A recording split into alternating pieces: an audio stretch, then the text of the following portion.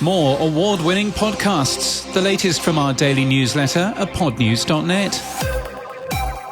The winners of the International Women's Podcast Awards were announced. Our list of the winners includes judges' comments and podcast hosting companies.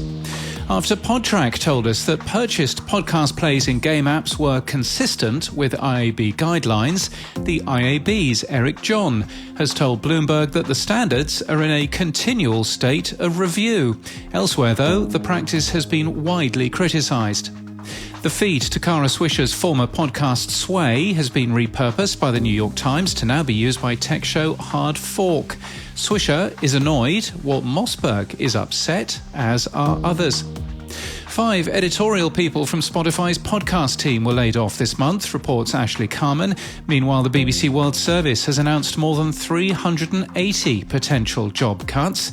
The broadcaster produces many popular podcasts, including the BBC Global News podcast. The station will focus more on live news and sports and less on standalone programmes, which are typically also produced as podcasts.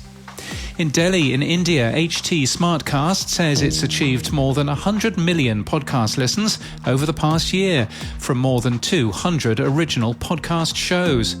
Simon Owens, a media commentator, has written that narrative podcasts are a bad investment for most publishers. They're prohibitively expensive, he says, and very difficult to monetize effectively. Podcast host Casterpod has added support for premium podcasts. Elgato has launched an XLR dynamic microphone made for podcasters, they say, the Wave DX. Twitter is rolling out their podcast interface for Twitter Blue users on Android, a few weeks after iOS users got it. Twitter Blue is the premium $4.99 a month membership program. And Haymarket is to launch PodPod, a new editorial brand about the craft and business of podcasting. It promises a daily newsletter and will be edited by Adam Shepherd, a UK journalist who joins from Danish Publishing's IT Pro. And we wish them nothing but success. And happy International Podcast Day. And in podcast news, for International Podcast Day, How Cool Is This?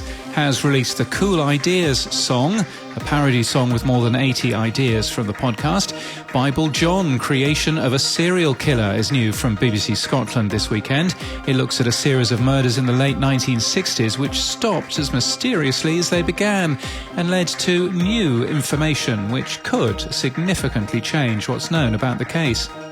Disconnected in 2050 is a new show in English and French from Europod, the first multilingual podcast network in Europe.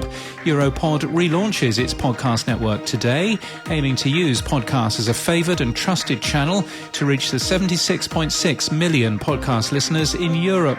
The network argues that there's too much false or misleading information in digital environments. Radical Joy with James E. Bullard has joined the If You Could See Me project, a podcast network. He's described as a southern gentleman and peddler of optimism, and the show consists of short episodes filled with inspirations, observations and insights into how to live life more fully.